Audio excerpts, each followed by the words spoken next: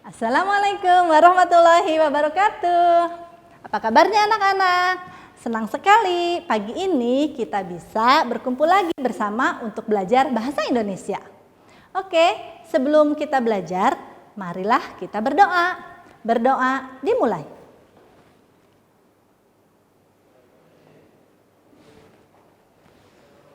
Amin. Oke. Alhamdulillah, hari ini kita akan memulai kembali pelajaran bahasa Indonesia. Materi kita minggu kemarin masih ingat tentang gagasan pokok dan pendukung. Nah, hari ini tujuan pembelajaran kita di hari ini masih tentang gagasan pokok dan gagasan pendukung. Hari ini diharapkan kalian semua anak-anak ibu bisa mengerti dan betul-betul paham apa itu perbedaan gagasan pokok dan gagasan pendukung. Oke, sekarang ibu ingatkan kembali ya, apa itu gagasan pokok? Gagasan pokok adalah gagasan yang menjadi dasar pengembangan suatu paragraf. Gagasan pokok juga disebut sebagai ide pokok. Masih ingat kan? Ide pokok itu sama dengan gagasan pokok. Nah, selain gagasan pokok, minggu kemarin kita juga belajar tentang gagasan pendukung. Nah, apa itu gagasan pendukung ya? Masih ingat? Nih, gagasan pendukung adalah kalimat yang berfungsi untuk menjelaskan suatu gagasan pokok. Gagasan pendukung disebut juga pikiran penjelas. Jadi, yang namanya pikiran penjelas itu pasti akan menjelaskan pikiran pokok. Oh ya, hari ini karena materi kita masih berhubungan tentang gagasan pokok dan gagasan pendukung, ibu akan membacakan suatu cerita atau suatu wacana. Karena apa? Karena untuk kali ini bahasa Indonesia kita akan menekankan pada hal mendengarkan. Seperti yang kalian tahu bahwa bahasa Indonesia itu banyak ya hal yang harus diperhatikan. 1. Menulisnya, 2. Membacanya, 3. Mendengarkannya. Nah, untuk sesi kali ini kita akan sama-sama mendengar suatu wacana. Perhatikan ya wacana yang akan dibacakan oleh ibu. Nanti setelah dibacakan ceritanya, kalian akan mendapatkan suatu latihan soal yang harus kalian jawab. Jadi, kalian harus betul-betul paham isi dari wacana yang akan dibacakan. Siap? Oke. Untuk wacana kali ini, wacana yang akan ibu bacakan, judulnya adalah Kampung Toleransi. Nih, Kampung Toleransi. Alinea pertama. Di sini, Indonesia terdiri dari berbagai suku bangsa dan agama. Tetapi hal tersebut yang menyatukan kita sebagai sebuah bangsa, sehingga Indonesia rukun dan damai. Kerukunan tersebut menjadikan Indonesia menjadi negara yang memiliki toleransi yang tinggi.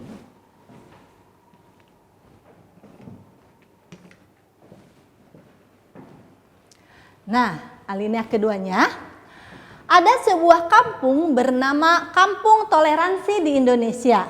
Meski perkampungan ini sudah ada sejak lama, tapi nama Kampung Toleransi ini sudah tercipta sejak tahun 2016 yang lalu.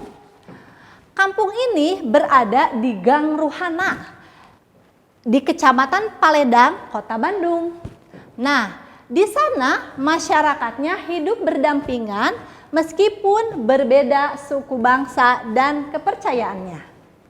Nih, ini negara kita, negara Indonesia, kita bangga ya sama negara kita memiliki sebuah kampung toleransi.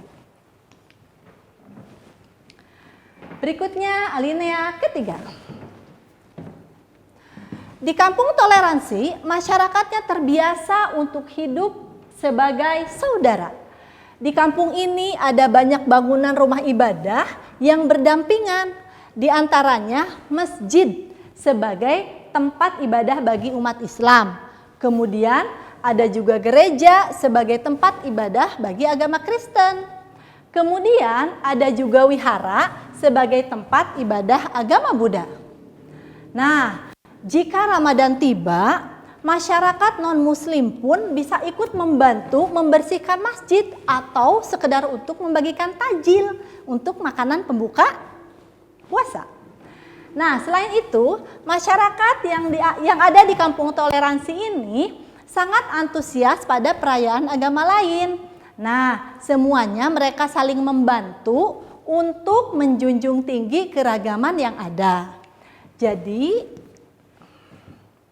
di sini adanya kampung toleransi diharapkan menjadi contoh yang baik untuk kerukunan umat beragama di Indonesia. Dimanapun berada, kita sebagai masyarakat Indonesia haruslah saling menghargai perbedaan suku bangsa yang ada, perbedaan budaya, dan perbedaan agama yang ada. Nah, sekarang tibalah saatnya untuk menjawab pertanyaan. Berdasarkan wacana yang tadi tentang kampung toleransi, Ibu beri beberapa pertanyaan. Pertanyaan ini harus kalian jawab ya. Oke, pertanyaan nomor 1. Apakah nama kampung yang diceritakan tadi? Ayo, masih ingat apa nama kampung yang tadi baru Ibu jelaskan? Segera tulis ya di buku kalian. Pertanyaan kedua. Kita lihat di manakah letak kampung toleransi itu berada? Ayo, ada di mana ya kampung toleransi itu? Ketiga, mengapa kampung tadi disebut kampung toleransi? Kalian bisa jelaskan kenapa alasannya ya disebut kampung toleransi? Yang keempat, kita lihat pertanyaan berikutnya adalah bagaimana kehidupan yang terjadi di kampung toleransi itu? Di sini kalian bisa jelaskan bagaimana kehidupan sehari-hari masyarakat di sana yang berbeda latar belakang, suku bangsa, agama, budaya. Isi di sini di nomor 4. Dan yang terakhir adalah apa yang diharapkan dari adanya kampung toleransi ini. Jadi apa yang diharapkan dari masyarakat yang hidup di kampung toleransi itu? Sehingga kenapa kampung toleransi ini didirikan? Jelas semuanya? Oke. Untuk pembelajaran kali ini cukup sekian. Ibu harap kalian bisa betul-betul memahami isi dari wacana yang tadi dibacakan. Jangan lupa ya, kemampuan berbahasa yang kali ini betul-betul akan diperhatikan adalah kemampuan mendengarkan. Jadi, coba kalian betul-betul pahami isi dari wacana yang tadi dibacakan. Cukup sekian pembelajaran kita kali ini. Terima kasih. Wassalamualaikum warahmatullahi wabarakatuh.